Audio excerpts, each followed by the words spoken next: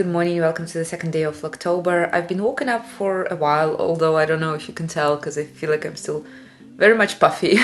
Maybe that's all. That's from all the pie and carbs that I've been eating over the past 2 days.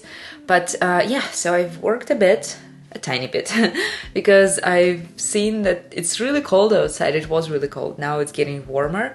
And I didn't want to go out when it's like really cold, I think. So now I'm gonna walk the dog, and then I'm gonna have to come back and intensely power through the work until maybe 12 p.m. There are a few things I need to finish before that time. So yeah, let's do it. Let's go walk my dog.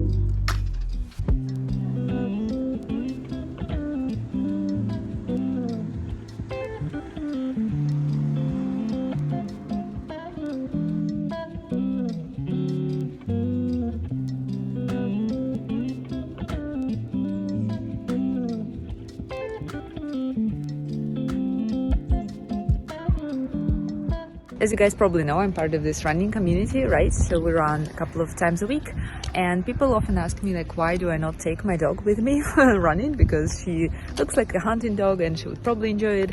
And the few clips that you saw before is exactly why, because she just runs for 2 minutes and then she needs to chill on the bench for 20 or like lie on the ground. She's really not a runner. She's a sprinter, I think. And yeah, if I took her running with me for like a 5k, I would be holding her in my arms for 4.5k, I think. By the way, I'm far away from her. She's somewhere there on the bench, still not moving, even though I called her name a few times. But yeah, basically if I take her running with me, it'll be like running with extra weight for me.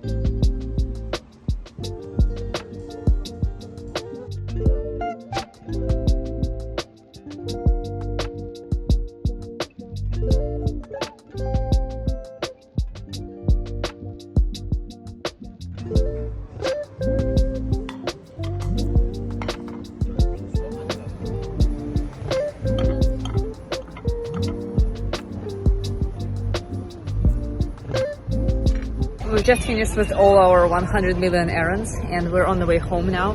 And dressing like this in the middle of the day was definitely not a smart decision. So I've learned my lesson. I'm gonna dress much lighter moving forward. But yeah, we're pretty much done. You saw us having, I don't know, late lunch or dinner at Donata, and we're gonna head home now.